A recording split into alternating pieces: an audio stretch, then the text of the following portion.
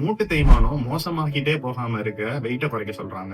நான் வெயிட்ட குறைக்கிறதுக்காக எக்ஸசைஸ் பண்ணா மூட்டு தேய்மானம் அதிகமாகும்னு சொல்றாங்க. ஒரே கன்ஃபியூஷனா இருக்கே டாக்டர். இந்த நிலைமையில தான் நீங்களும் இருக்கீங்களா?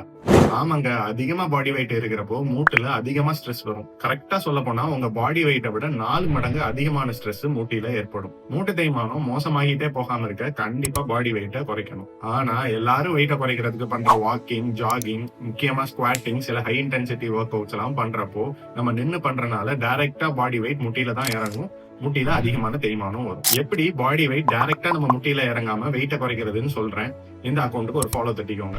இந்த இன்ஃபர்மேஷன் உங்களுக்கு யூஸ்ஃபுல்லா தெரிஞ்சா உங்க ஃப்ரெண்ட்ஸ் அண்ட் ஃபேமிலிக்கு ஷேர் பண்ணிக்கோங்க. இத பாத்திருக்கீங்களா? இதுதான் சீட்டட் ஸ்டேஷனரி சைக்கிளிங்.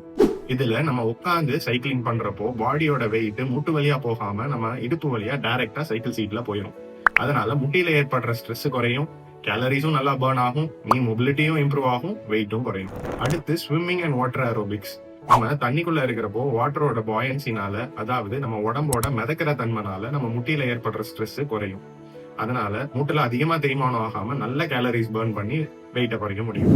முட்டிக்கு ஸ்ட்ரெஸ்ஸே இல்லாம சும்மா சேர்ல உட்காந்துக்கிட்டு ரொம்ப வயசானவங்க சேர் கார்டியோ பண்ணலாம். கைகளை பாக்ஸிங் பண்ற மாதிரியோ மார்ச்சிங் பண்ற மாதிரியோ வேகமா அசைக்கணும்.